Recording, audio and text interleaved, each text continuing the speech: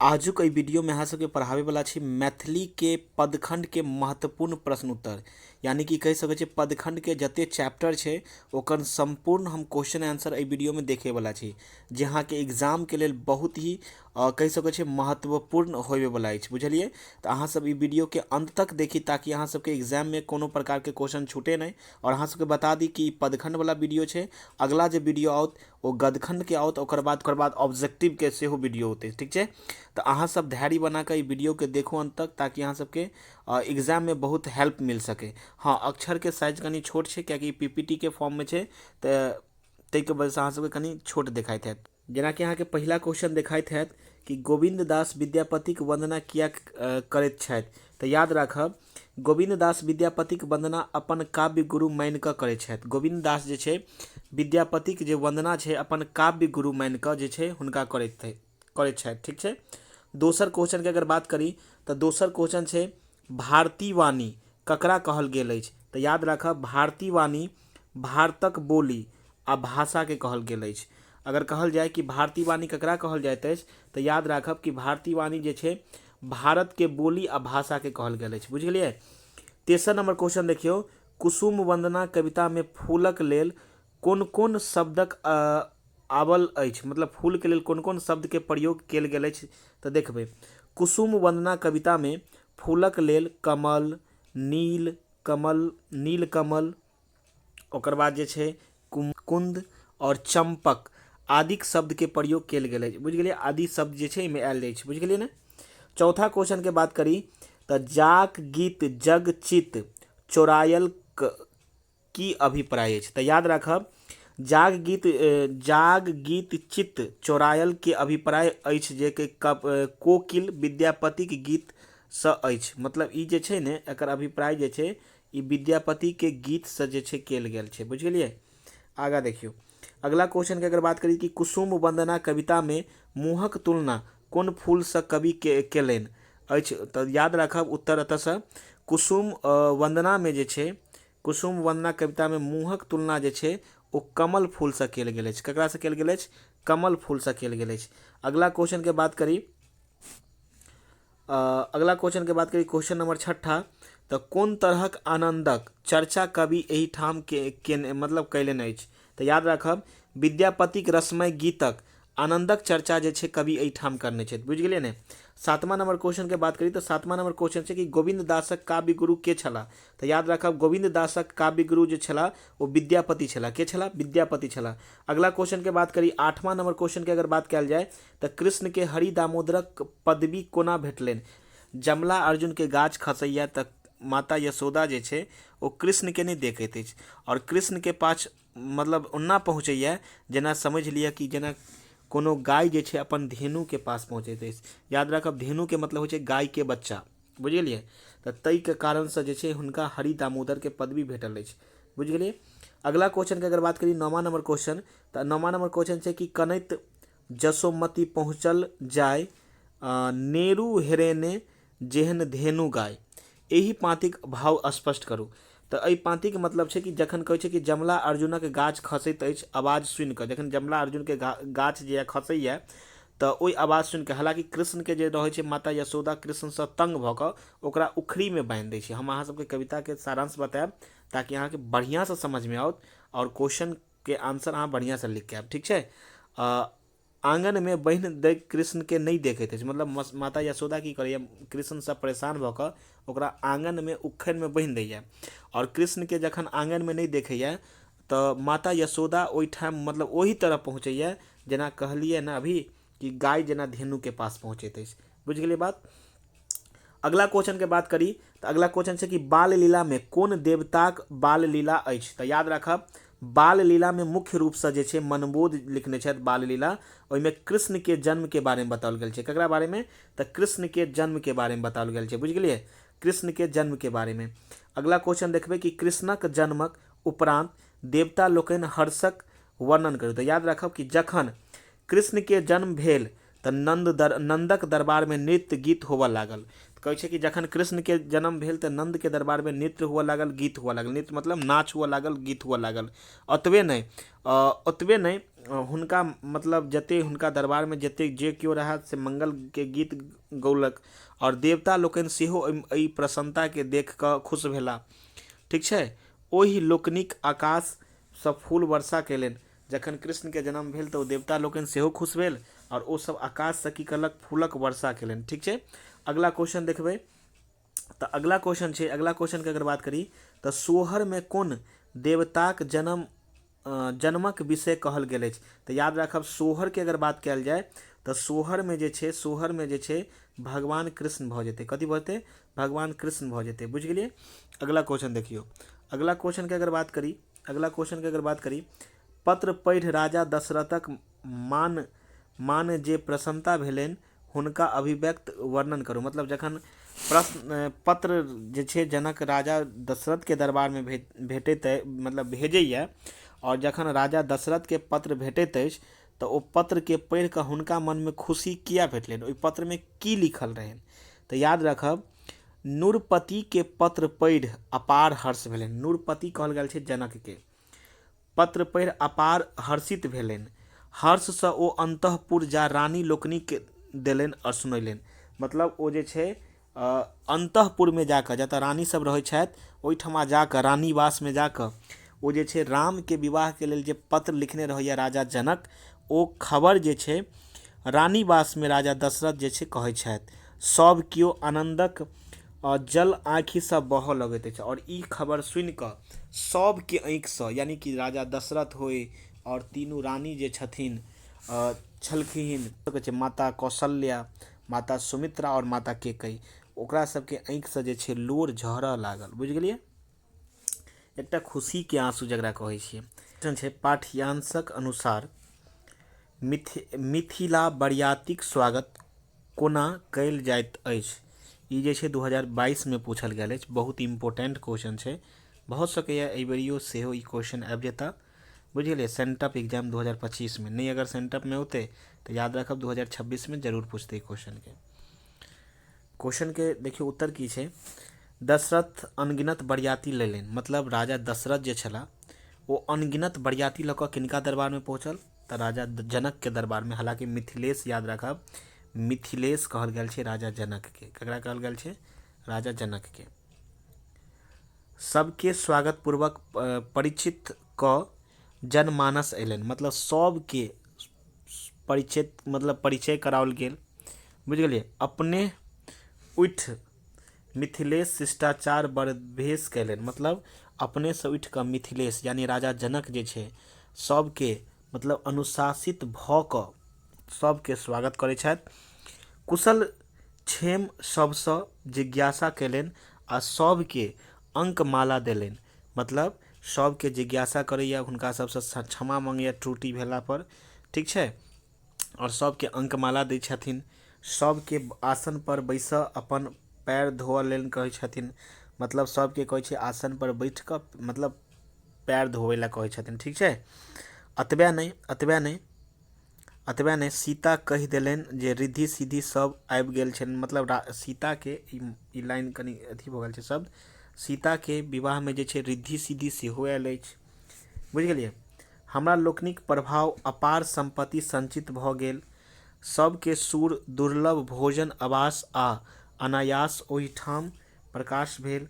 अतः बरियाती लोकनिक स्वागत मिथिली चित्त भेल। याद रखब कि ओहिठमा जे छै बरियाती सब जते गेल रहथिन सबके बढ़िया से स्वागत जे छै राजा जनक करौलनि। सबके बैठे ला आसन देलनि। सबके बहुत बढ़िया से। ओतबे नहीं हुनका बरियाती में रिद्धि सिद्धि सेहो आयल रहथिन। हुनको खूब स्वागत करायल गेल। ठीक छै। आगा देखियो।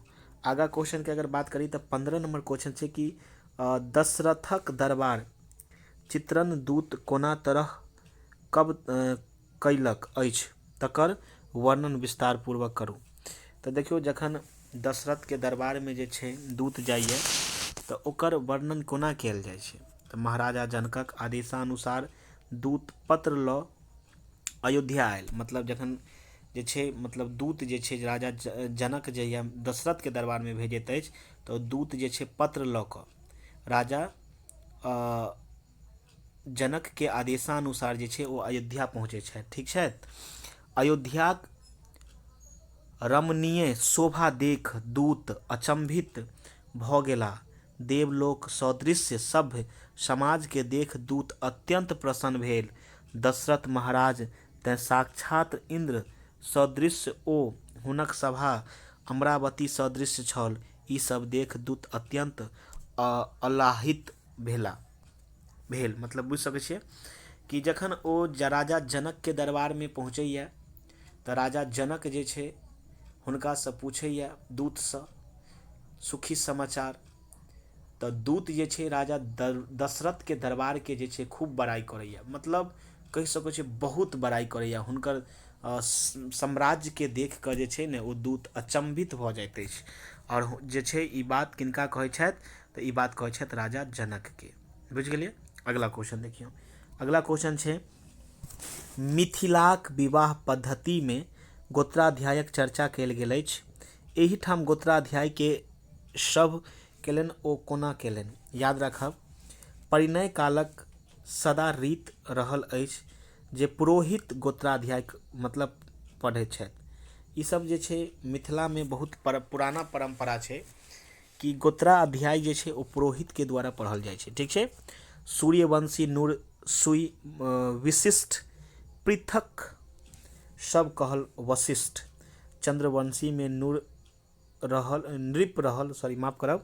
नृप रहल शतानंद तिनकर गुण कहल। मतलब सूर्यवंशी के जे मुनि रहथिन यानी ऋषि रहथिन वो वशिष्ठ रहथिन और चंद्रवंशी के रहथिन तऽ शतानंद रहथिन। याद राखब सूर्यवंशी कहल गेल छै राजा दशरथ के दरबार के और चंद्रवंशी कहल गेल छै राजा जनक के दरबार के। दुन्नू तक उदार सुयंश सुइन मुनिगण मुद्रित मन जय जयकार केलनि। मतलब दुनू आदमी जे छै दुनू के गोत्राध्याय पढ़ै छथि और ई सब सुनि कऽ जते मतलब ओहिमे भाग लेने रहै छथिन सब जे छै सब केओ जे छै जय जयकार करै छथि। ठीक छै। अगला क्वेश्चन देखियौ। अगला क्वेश्चन के अगर बात करी तऽ अगला क्वेश्चन छै मिथिलेशक पत्र में की सब लिखल छल जकर मतलब तकर वर्णन करू। तऽ याद राखब विश्वामित्रक सहमति प्राप्तक जनक दूत के महाराज दशरथ के दरबार में पत्र लिख पठबैत अछि। जखन विश्वामित्र जी हुनका जे छै मतलब सहमति दैया तऽ राजा जनक जे छै पत्र के लिख कऽ राजा दशरथ के दरबार में अपन दूत के द्वारा भेजैत अछि।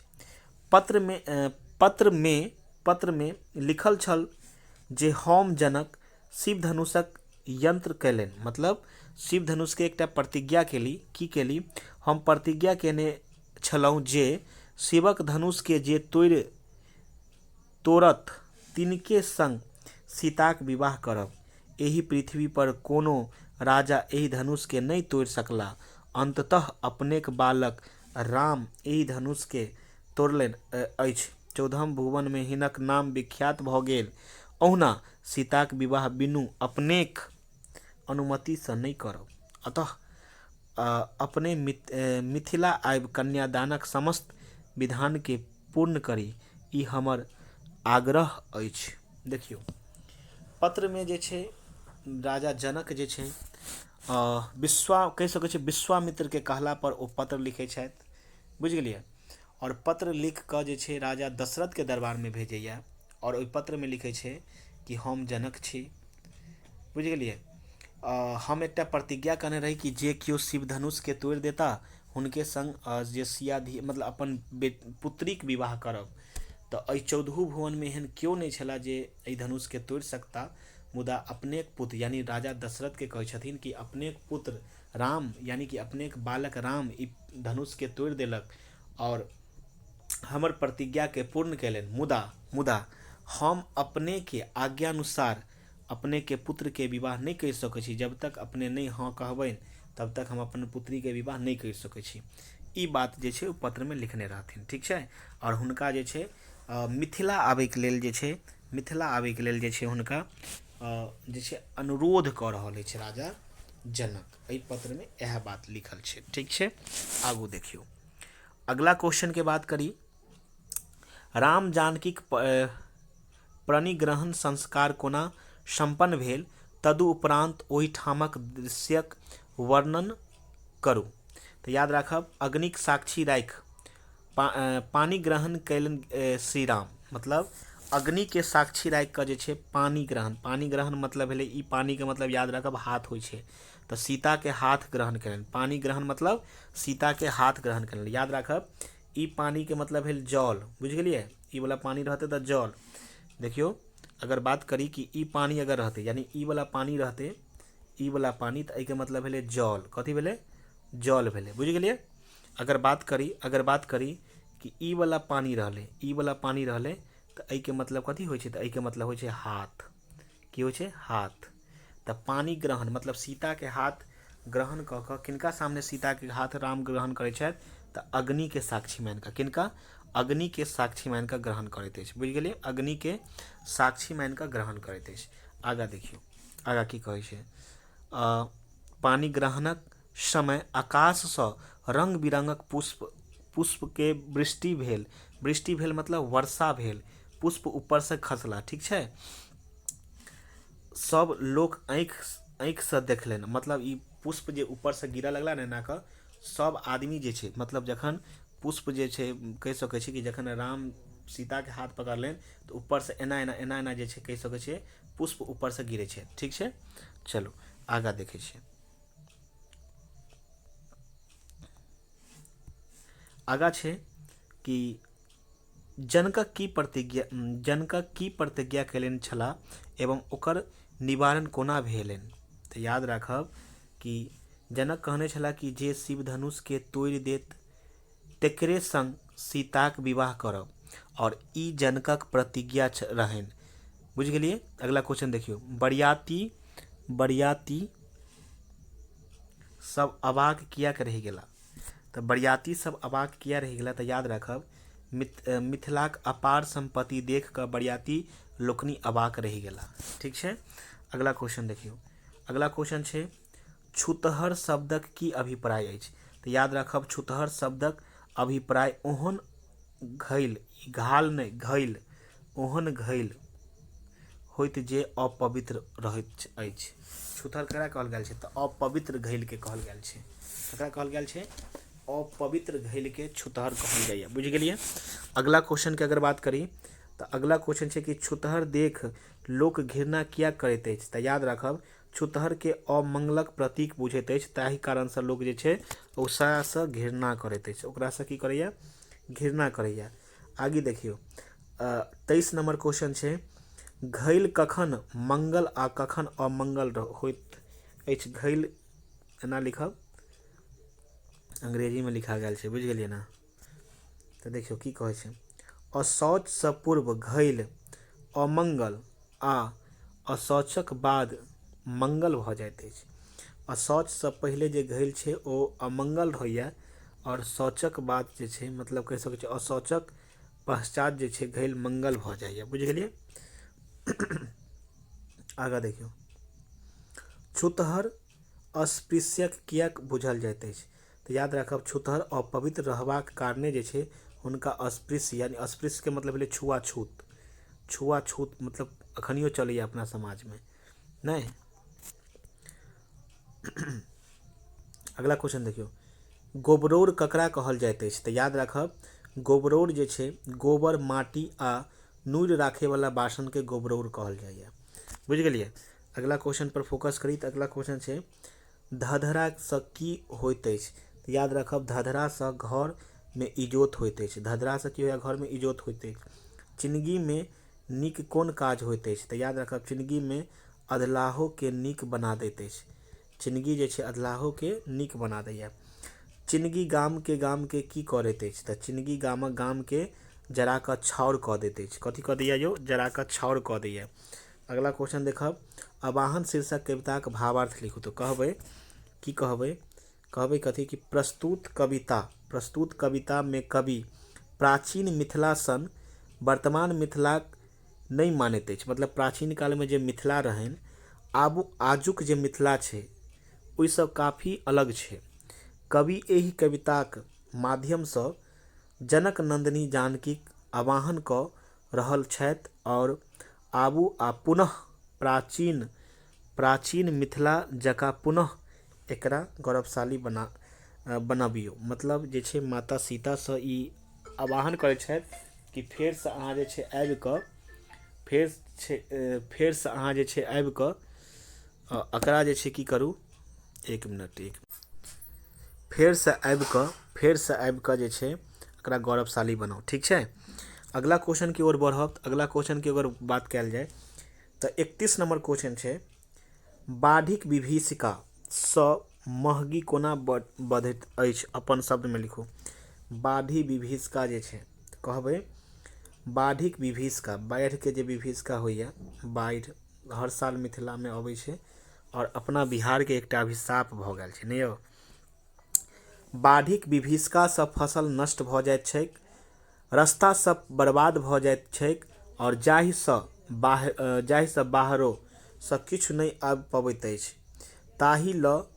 ताहि लऽ कहि सकै छियै महगी बढ़ि जाइत अछि। याद राखब, जखन बाढ़िके विभीषिका अबैए तऽ महगी बढ़ि जाइ छै ने यौ, तऽ महगी बढ़ि जाइ छै। देख महगी मतलब कथी भेलै, महगी मतलब महगाई, महगी मतलब महगाई। याद राखब, महगी मतलब महगाई। जखन बाढ़ि अबैए तऽ महगाई बढ़ि जाइ है कि नहि बढ़ि जाइ है, किया तऽ रस्ता सब बंद भऽ जाइए बारिश भेलाके कारणे। मतलब बाढ़ि अयलाके कारणे रस्ता सब की भऽ जाइ छै, मतलब बंद भऽ जाइ छै, जाहिके कारण महगी बढ़ि जाइए, महगाई बढ़ि जाइए। अगला क्वेश्चन देखियौ, अगला क्वेश्चन के अगर बात करी तऽ अगला क्वेश्चन छै, विपत्तिक समयमे शत्रुताक भाव कोना समाप्त भऽ जाइत अछि, अपन शब्दमे लिखू। तऽ कहबै एहि बाढ़क समयमे साँप आ मूस के घोर बैर रहैत छैक। मतलब साँपके बात करी आ मूसके बात करी, साँप आ मूस मतलब चूहा के बात करी, ई दोनों में काफ़ी जे यऽ बैर रहैए, बुझि गेलियै, रहैत छैक। लेकिन एहि प्रलयक समयमे दुनू एक संग देखल जाइत अछि। मतलब कहि सकै छी कि जखन ई प्रलय अबैए तऽ दुनू एके साथे रहैए। दोसर राजा आ रंक हालात एक रंग भऽ जाइए। आ कहै छै कि अतबे नहि, राजा और रंक जे रहै छै ने, सबके हालात एक जगह भऽ जाइए। अगला क्वेश्चन देखियौ, गोबर थिकहु हम पाठक आधार पर गोबरक गुण वर्णन करू। तऽ कहबै गोबरक द्वारा अन्न हमरा प्राप्त होइत अछि, गोबरके द्वारा हमरा अन्न प्राप्त होइत अछि। गोबरसँ फूल फल मधु आ शर्करा भेटैत अछि। गोबरे भूमिके उर्वरा शक्ति अछि, हमरा रससँ धरा जीवंत रहैत अछि और हम ही यज्ञ भूमि पवित्र करैत छी और हमरा अभावमे भूमि उसर भऽ जाइत अछि। कहै छै कि भूमि उसर भऽ जाइए, बुझ गेलियै, एते महत्व छै गोबरके। आगाँ देखियौ, गोबरौर केकरा कहल जाइत अछि, तऽ वएह बात भऽ गेलै फेरसँ। गोबरौर कहल जाइ छै कि गोबर और माटी राखेवाला बासनके गोबरौल कहल जाइ छै, बुझ गेलियै। याद राखब, ई ऑब्जेक्टिवोमे पूछि दै छै कखनियो कऽ। गोबर की विनती करैत अछि, तऽ गोबर विनती करैत अछि जे ओकरासँ गोरहा या चिपड़ी आदि नहि बनाउ, धरतीमे खादक रूपमे उपयोग कयल जाय, जाहिसँ धरतीके खूब नीक जकाँ उपज आनक लेल लोक विपन्न रहैत अछि। मतलब विपन्न जे रहैत अछि, अतः चूल्हीक दानवी लीलासँ रक्षा करबाक हेतु गोबरसँ विनती करैत अछि। याद राखब, कवि कहै छथि कथी कि गोबर की विनती करैए, तऽ कहै छै गोबरके विनती बस एतबे छै जे हुनका गोरहा और चिपड़ी नहीं बनाबी, कियाकि गोरहा चिपड़ीके प्रयोग चूल्हीमे आगि में जरबैके लेल करैए। तऽ ओ कहै छै हमरा आगिमे नहीं जराउ, ओहिसँ बढ़िआँ है कि हमरा खेतमे दिअ, हम खेतमे उर्वरा शक्तिके बढ़ायब और जाहिसँ फसलके काफ़ी वृद्धि होयत और एहि देशमे जे अन्नसँ ललायित जे लोग रहैए हुनका सबके भरण पोषण हैत। ठीक छै, अगला क्वेश्चन देखियौ, अगला क्वेश्चन छै कथी, गोबरक तिरस्कार कोन रूपमे होइत अछि। तऽ याद राखब, हम कृषक लोकनिसँ तिरस्कृत छी जे हमरा डाहिके छाउर बनबैत छथि आ ओहि छाउरसँ पृथ्वीके पटबैत छथि। कविके अनुसार गोबरके बात छै कि गोबर कहैए कि हमरा कृषक मतलब भेलै किसान, कृषक मतलब किसान। तऽ कहै छथि कि हम किसान लोकनिसँ छै दुख छी, मतलब तिरस्कृत छी, मतलब दुख छी। किया दुखी छी? तऽ दुखी एहि दुआरे छी कि ओसभ की करैए, हमरा जे छै गोढ़ा या किछु बना कऽ हमरा डाहि दैत अछि, आ डहलाके बाद जे हमर छाउर होइए ने, फेरसँ ओ खेतमे जे छै पसारि दैए, ओहि दुआरे ओ दुखी छथि। अगला क्वेश्चन देखियौ, भारतवर्षक सांस्कृतिक मुख्य पहचान की थिक? तऽ याद राखब, संपूर्ण विश्वमे भारतक सांस्कृतिक पहचान बेजोड़ अछि। भारतक संस्कृति पर अनेक बेर प्रहार भेल, मुदा एकरा केओ नष्ट नहि कऽ सकलनि, और भारतीय संस्कृति में मानवताक रक्षा लक्ष्य अछि। मानवताके रक्षा करनाइ की अछि? लक्ष्य अछि। अगला क्वेश्चन छै, देव मुनिक दुलैरतीन अपन आभा कतऽ खिरौलनि? तऽ याद राखब, मुनि के दुलैरतीन जे हमर संस्कृति में अपन आधा संसार भरि खिरौलनि, और बिनु पौतर की पत्रीती हमर भारतवर्षक संस्कृतिक साख। देखियौ अगर की करऽ पता छै, बस एतबे लिखब। की कहै छै? देव मुनिक दुलैरतीन अपन आभा कतऽ खिरौलनि? तऽ याद राखब, देव मुनिक दुलैरतीन जे हमर संस्कृतिक में अपन आधा संसार भरि खिरौल बिना पौतर के परती में हमर भारतवर्षक संस्कृति शाख आ शख्य पर निर्भर अछि। हमर भारतवर्षक संस्कृति शाख आ शख्य पर निर्भर अछि, याद रख। ठीक छै, आगा देखियौ। आगा क्वेश्चन के अगर बात करी तऽ अगला क्वेश्चन देखियौ। अगला क्वेश्चन जे छै कथी? नूतन स्वर। की छै लिखल? 39 नंबर क्वेश्चन, नूतन स्वर कविता में कोन नूतन स्वरक समावेश अछि? तऽ याद राखब, कहै छै कथी? अज्ञानताक अंधकार दूर करबाक हेतु ज्ञान रूपी किरण स्वर सत्यक बल घटि गेला पर रामक शक्ति रूपी स्वर विद्रोहक स्थितितम शिवक तांडव व हिंसाक साम्राज्यक विस्तर भेला पर शांतिक नूतन स्वरक समावेश भेल अछि। अगला क्वेश्चन छै 40 नंबर, केहन अवस्था में रामक शरणक आवश्यकता भेलैक? तऽ याद राखब, जखन सत्यक बल घटि गेलैक, दानवक बढ़ि गेलैक, सब ठाम हाहाकार मचि गेलैक, तऽ राम के शरणक आवश्यकता भेलैक। बुझ गेलिए?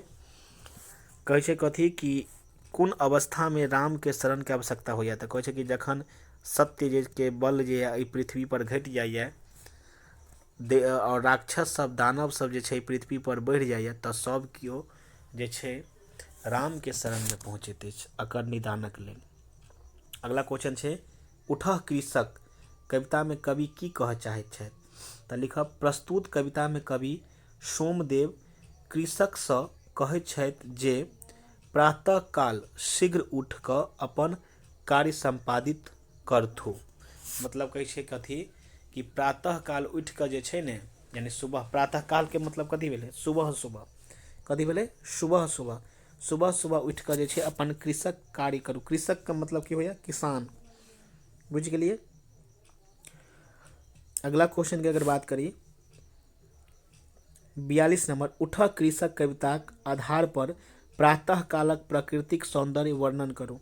तऽ लिखबै, प्राकृतिक सौंदर्यक मनोहरता प्रातः काल में अद्भुत वा अनमोल होइत अछि। समस्त प्राणी प्रातः कालक संग सक्रिय भऽ जाइत अछि। गाछ वृक्ष पर चिड़ियक मधुर कलरव मनोरमता हृदयवाही होइत अछि। घास। उठह कृषक कविताक प्रतिपाद्य स्पष्ट करू। तऽ लिखब, सृष्टिक समस्त प्राणीक दिनचर्या प्रातः काल से प्रारंभ होइए। सही बात छै। सब दिन प्रातः काल एक नव संदेशक संग अबैत अछि। सही बात छै कि हर सवेरा जे छै एकटा नया खुशी लऽ कऽ अबैए, जे जीवन में उत्साहक ऊर्जा भरैत अछि। इहो बात सही छै। प्राकृतिक सौंदर्यक मनोहरता प्रातः काल में जे अद्भुत ओ अनमोल होइत अछि, ग्रामीण परिवेश में एकर सजीव चित्रण प्रस्तुत कविता में भेल अछि तथा नवजागृतिक संदेशसँ ओतप्रोत अछि। बुझ गेलिए। चलू आगा देखे छिए। अगला क्वेश्चन के अगर बात करी 44 नंबर क्वेश्चन के बात करी तो शरद पूर्णिमाक महत्वता के मिथिलाक दृष्टि से लिखू। तो लिखबै शरद पूर्णिमाक मिथिला में बड़ महत्व अछि और आजुक दिन मैथिलीक अति महत्वपूर्ण पाबनि कोजगरा मानल जाइत अछि। आजुक दिन लोक मखान पात खाइत मतलब मखान पान अतः हेतै पान खाइब शुभ मानैत अछि। पान मखान बुझ गेलिए ने। कोजगरा में लोग सब पान मखान खाइए नहीं हो। अगला क्वेश्चन देखियो 45 नंबर पान मखान खयबाक चर्चा कवि कियाक कऽ रहल अछि। तऽ याद रखब शरद पूर्णिमाक दिन कोजगरा पाबनि मिथिला में मनाओल जाइत अछि। सही बात छै। एहि पाबनि में पान मखान खयबाक विशेष महत्व छै। वस्तुतु तऽ याद रखब वस्तु ई काटि देबै कवि पान मखानक चर्चा कऽ रहल अछि। अतबे लिखब ई नहीं लिखब इतना नहीं लिखना है ठीक है। मतलब ई नहीं लिखे के छै अतबे लिखे के छै। आगा देखियो अगला क्वेश्चन 46 नंबर के बात करी मिथिला में शरद पूर्णिमाक राति कोन तरहे मनाओल जाइत अछि। तऽ याद रखब मिथिला में शरद पूर्णिमाक राति कोजगराक रूप में मनाओल जाइत अछि। बुझ गेलिए। लोक पान मखान खाइत अछि। लास्ट क्वेश्चन देखियो नूतन स्वर किनकर कविता अछि। तऽ याद रखब नूतन स्वर के जे कवि छथि हुनकर नाम छथि पंडित गोविंद झा। की नाम छथि पंडित गोविंद झा। तऽ हम अहाँ के पदखंड के जे महत्वपूर्ण कहि सकै छियै मोस्ट इम्पोर्टेंट जे क्वेश्चन छला ओ अहाँ के हम बतौली है ठीक छै। जे अहाँ के एग्जाम के लेल बेहद उपयोगी रहत ठीक छै। और ई जे छै सेंटअप एग्जाम के संगे संगे अहाँ के फाइनल एग्जाम के लेल बेहद उपयोगी अछि। तऽ ताहि दुआरे ई वीडियो के स्किप नहीं करब अंत तक जरूर देखब ताकि अहाँ सबके बढ़िया से समझ में आउत। और अतबे नहीं ई के क्वेश्चन के अहाँ सब कॉपी पर नोट कऽ लिअ। अगर कॉपी पर नहीं नोट करऽ चाहे छी अगर PDF लिअ चाहे छी तऽ अहाँ हमरा टेलीग्राम पर चलि जायब। और टेलीग्राम के हम लिंक जे छै वीडियो के डिस्क्रिप्शन में पिन कऽ देने छी। ओहि मतलब ओतऽ से जे छै अहाँ डायरेक्ट टेलीग्राम पर जाकर और ई PDF के डाउनलोड कर सकै छी। बुझ गेलिए। और काल्हि के क्लास में यानी काल्हि के क्लास में अगर कहल जाए तऽ काल्हि के क्लास में जे छै शाम 7 काल्हि के क्लास में शाम 7 नहीं राति 9 बजे राति जे छै 9 बजे अहाँ सबके गद खंड के महत्वपूर्ण जे क्वेश्चन छै ओ बताओल जायत। बुझ गेलिए। तऽ अहाँ सब बिसरब नहीं 9 बजे राति में जे छै गद खंड के क्वेश्चन औते हमरा चैनल पर। तऽ अहाँ सब जरूर देखब और ई वीडियो के ज़्यादा से ज़्यादा शेयर करियो। ज़्यादा से ज़्यादा ई वीडियो के शेयर करियो। और अगर लाइक नहीं करने छै तऽ लाइक जरूर कऽ देबै ठीक छै। और अगर चैनल पर पहिल बेर आयल छी तऽ चैनल के सब्सक्राइब कऽ कऽ जरूर जायब। तऽ वीडियो केहन लागल कमेंट जे छै ज़्यादा से ज़्यादा करब। तऽ तब तक के लेल जय हिंद जय मिथिला जय मैथिली।